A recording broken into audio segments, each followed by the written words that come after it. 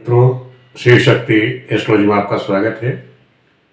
आज मैं आपको जैसे कुंडली विश्लेषण में आज हम आपको सिखाएंगे कि कुंडली से आप कैसे देखेंगे कि इस आदमी को क्या परेशानी, आर्थिक परेशानी या पारिवारिक परेशानी, मित्रों से परेशानी है तो क्यों है।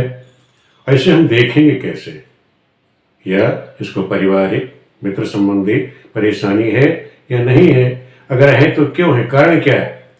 आज हम इसी बात पर चर्चा करेंगे। तो आज हम आपको जो चर्चा करने जा रहे हैं उसको नोट कर लीजिए। कुंडली विश्लेषण, माना किसी कुंडली आपके पास आ गई विश्लेषण के लिए, और उसका प्रश्न है कि पंडित जी हम जो है आर्थिक रूप से परेशान हैं, या अपने परिवार से परेशान हैं, या मित्र के कारण परेशान हैं, उसे आप देखोगे कैसे।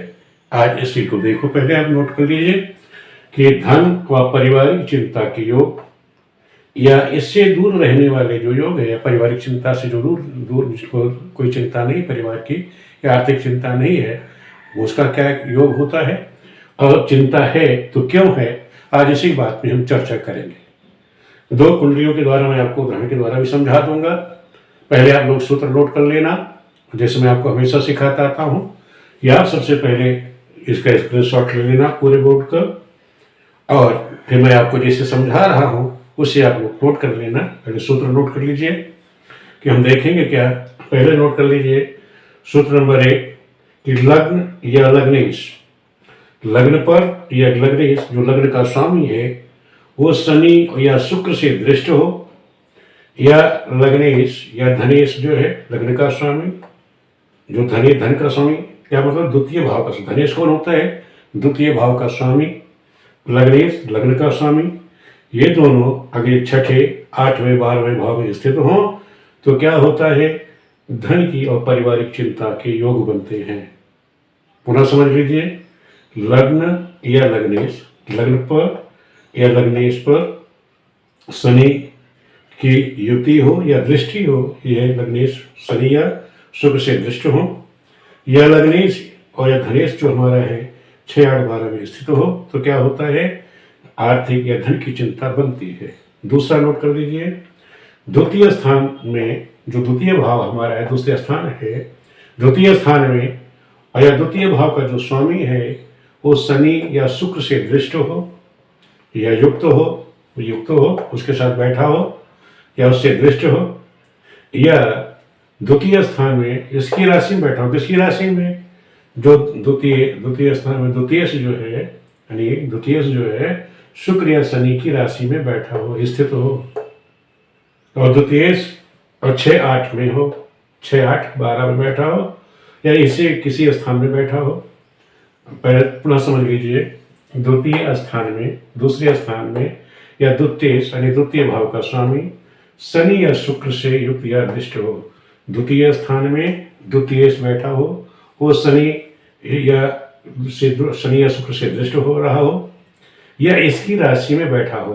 कौन? द्वितीय बैठा हो, इन्हीं की राशि में, किसकी राशि में? शुक्र और शनि की राशि में बैठा हो, या द्वितीय जो द्वितीय भाव का जो स्वामी है वो 6, 8, 12 में से, यानी छठे भाव, 8वें भाव, 12वें में से किसी एक स्थान में जो दूसरे भाव का जो स्वामी है वो बैठा हो, तो आर्थिक या पारिवारिक चिंता के योग बनते हैं। ये तो 2 सूत्र हो गए। अब तीसरा मैं आपको सूत्र नोट करा रहा हूं कि कुंडली के किसी स्थान में, या कैसे कुंडली का जो द्वितीय स्थान किसी नहीं है, अरे कुंडली के द्वितीय स्थान में सूर्य, चंद्र, मंगल, गुरु में से कोई ग्रह हो, यानी द्वितीय भाव में चाहे सूर्य बैठा हो, चंद्रमा बैठा है, बृहस्पति या मंगल बैठा हो, या इसमें से किसी ग्रह की राशि हो, यानी सूर्य, चंद्र, मंगल, गुरु में से किसी इन्हीं ग्रहों की कोई राशि स्थित हो, या द्वितीय भाव में हो, तो क्या होगा, उसकी जो आर्थिक चिंता है नहीं रहती, पारिवारिक चिंता उसको नहीं रहेगी, या किसी मित्र से संबंधित उसको परेशानी नहीं होगी। कब? जब कुंडली के दूसरे स्थान में सूर्य, चंद्र, मंगल और गुरु बैठे हो, या इनकी कोई राशि द्वितीय भाव में बैठी हो, तो किसी भी जातक को पारिवारिक या आर्थिक चिंता कभी जीवन में नहीं सताएगी, परेशान नहीं करेगी। द्वितीय समझ लीजिए दूसरा सूत्र द्वितीय में द्वितीय भाव का जो स्वामी है, द्वितीय जो है सूर्य चंद्र मंगल गुरु हो, यानी दूसरे भाव का स्वामी कौन हो? सूर्य हो, चंद्रमा हो, मंगल हो या गुरु हो, या इन ग्रहों की सूर्य चंद्र मंगल गुरु की कोई एक राशि वहां स्थित हो, द्वितीय भाव, द्वितीय भाव का स्वामी ये हो, या द्वितीय जो है इसी ग्रह जैसे सूर्य चंद्र मंगल में से इनकी कोई एक राशि द्वितीय भाव में स्थित हो, तब भी आर्थिक परेशानी नहीं होगी।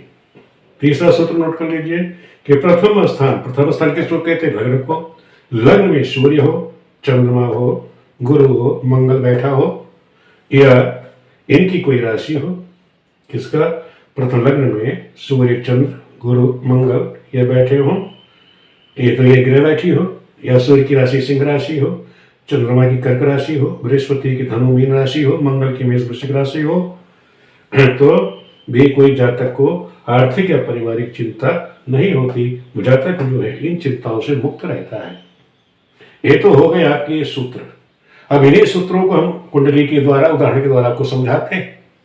अब आप समझे कि ये सूत्र क्या इन कुंडलियों पे लागू होते हैं। एक तुला लग्न की कुंडली है जिसके द्वितीय भाव में केतु है, तृतीय में मंगल है, चतुर्थ भाव में शुक्र बुध बैठे हैं, पंचम में सूर्य है, छठे में शनि है, सप्तम में चंद्रमा, अष्टम में राहु और एकादश भाव में बृहस्पति बैठा हुआ है।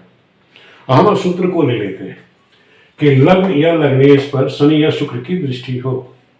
अब हम ये देखें लग्न पर क्या शुक्र या शनि की दृष्टि है? इस कुंडली में न शनि की दृष्टि भी नहीं है लग्न पर, न शुक्र पे ही, न शुक्र पे शनि, न क्या है लग्न पर या लग्नेश पर। लग्न पर कौन है? लग्न क्या हुआ? लग्न पर न शुक्र की दृष्टि है, न शनि की दृष्टि है, न युति है। दूसरा इसने कहा कि लग्न या लग्नेश पर शनि शुक्र से युक्त हो या दृष्ट हो, तो इस तरह का कोई योग न शनि के साथ युक्त है न दृष्ट है। फिर कहता है धनेश, जो धन का स्वामी है, धनेश या लग्नेश धन का स्वामी कौन है? मंगल। मंगल यदि 6, 8, 12 में बैठा हो तो मंगल या धनेश कौन हुआ? धन का स्वामी मंगल हुआ। तो मंगल जो है 6, 8, 12 में स्थित नहीं है। लग्नेश 6, 8, 12 में स्थित हो, यहाँ लग्न का स्वामी शुक्र है, चौथे भाव बैठा हुआ है, 6, 8 में स्थित नहीं है, तो ये पहला सूत्र यहाँ लागू नहीं होता। अब दूसरा सूत्र कर देख लीजिए कि द्वितीय स्थान में द्वितीय शनि शुक्र से युक्त या दृष्ट हो। अब यहाँ देखना है द्वितीय कौन है? द्वितीय यहाँ मंगल है, ये शुक्र या शनि से दृष्ट हो। तो यहाँ देखो द्वितीय भाव का स्वामी है वो शनि से दृष्ट है। ये देखो क्या देखा आपने? शनि से ये दृष्ट है, शनि की दृष्टि पड़ रही है किस पर? द्वितीय पर। तो द्वितीय स्थान में या द्वितीय जो है शनि से या शुक्र से दृष्ट होते हैं। यहाँ द्वितीय क्या है? द्वितीय भाव का स्वामी मंगल, शनि की दृष्टि इस पर पड़ रही है। तो शनि से दृष्ट होने से या उसकी राशि में बैठा हो, किसकी? या उसी की राशि में, शुक्र शनि नहीं बैठा तो मित्र के घर में है, लेकिन शनि की दृष्टि यहाँ पड़ रही है। और दूसरा कह रहा है तो क्या होगा? द्वितीय हो और 6, 8 में किसी एक स्थान बैठा हो। तो यहाँ जो बैठा हुआ मंगल कहाँ बैठा हुआ? अष्टम भाव में बैठा हुआ है। यहाँ मंगल कहाँ बैठा है? अष्टम से अष्टम में बैठा है, ये शुभ स्थान माना जाता है। तो अष्टम से अष्टम बैठा है, तो इस तरह से जातक को आर्थिक परेशानी, चिंता के योग बनते हैं। इसे चिंता हुई। अब चिंता का कारण क्या है? अब हमको ये विचार करना चाहिए इस जातक को चिंता का कारण क्या हुआ। अब चिंता के कारण को हम विचार करेंगे कि देखो यहाँ मंगल जो है द्वितीय परिवार का जो कारक है, मंगल कहाँ बैठा? भाइयों के घर में बैठा हुआ है। लग्नेश कहाँ बैठा है? लग्नेश धन का है, भोग विलासता का है। तो यहाँ जो धनेश है परिवार में छोटे भाइयों का कारक हो गया। आज जा करके बैठ गया कहाँ? ये लग्न का स्वामी कहाँ बैठा जा करके? दुख का कारक किसका है? इसके दुख की चिंता का कारण क्या है? दुख। ये लग्नेश क्या है? अष्टमेश भी है, दुख का कारक भी है। इसको दुख का कारण क्या हुआ? शुक्र बैठा जा करके भाइयों के धन भाव में, यानी छोटे भाई के धन भाव में बैठा हुआ है। कहने मतलब ये इस जातक ने अपने छोटे भाई का धन हरण किया, धन की धन को जो हड़प लिया होगा उसके कारण इसकी चिंता का कारण ये बना। ये जो जातक है स्वयं ये जातक ने अपने छोटे भाइयों के धन का हरण किया, उसके कारण इसको चिंता है, चिंता आर्थिक चिंता परेशानी इसको हमेशा घेरे रहेगी। इस तरह से हम विचार कर सकते हैं कि किसी जातक की कुंडली में ये दुख का अथवा पारिवारिक चिंता का कारण क्या है। तो इस तरह से हमने देखा कि द्वितीयेश जो था, द्वितीयेश कहाँ बैठ गया, छोटे भाई के घर में जाके बैठ गया। तो दुख का कारण क्या, आर्थिक परेशानी का कारण क्या, छोटा भाई। छोटे भाई को क्या हुआ, लग्नेश जो तो बैठा है कहाँ, उसके छोटे भाइयों के धन भाव में जाके बैठ गया। कि इस जातक ने स्वयं ने कहाँ बैठा, भाइयों के धन भाव में बैठा, नहीं छोटे भाइयों के धन के हरण किया, क्योंकि राहु की भी दृष्टि वहां पड़ रही है। तो इस तरह से जो दुख का कारक है शनि जो है की भी दृष्टि वहां मंगल को पड़ी। तो इस तरह से हम कह सकते हैं इसे दुख का जो कारण रहा, क्योंकि शनि भी दुख का कारक है, तो इसका दुख के कारण जो है वो रहा भाइयों के धन का हरण करना। तो इस तरह से विचार किया। अब हम दूसरी कुंडली को देखते हैं। दूसरी कुंडली में क्या है कि कुंडली के द्वितीय स्थान में यदि सूर्य चंद्र मंगल गुरु बैठे हैं, इनमें कोई बैठा है, इनकी राशि हो, तो क्या होता है कि किसी प्रकार का आर्थिक चिंता नहीं होती। यहाँ द्वितीय भाव में क्या है, बृहस्पति बैठा हुआ है। मैंने कहा था कि सूर्य चंद्र मंगल गुरु में से कोई भी ग्रह अगर यहाँ बैठी है, ऐसे जातकों को आर्थिक या पारिवारिक चिंता कभी नहीं होती। और द्वितीय भाव का जो स्वामी है सूर्य चंद्र मंगल गुरु। अब द्वितीय कौन है, यहाँ शनि है। द्वितीय कहाँ जाके बैठा, द्वितीय देखिए बुध के घर में बैठा हुआ है, यहाँ बैठा जाकर के। तो और वहां पे बृहस्पति है, जो द्वितीय है उसको बृहस्पति की दृष्टि भी पड़ रही है, यानी जो शुभ ग्रह बृहस्पति है देखो उसकी दृष्टि भी पड़ रही है, तो शुभ ग्रह की दृष्टि भी पड़ रही है, ये भी चिंता मुक्त कर देगा। तो नहीं द्वितीय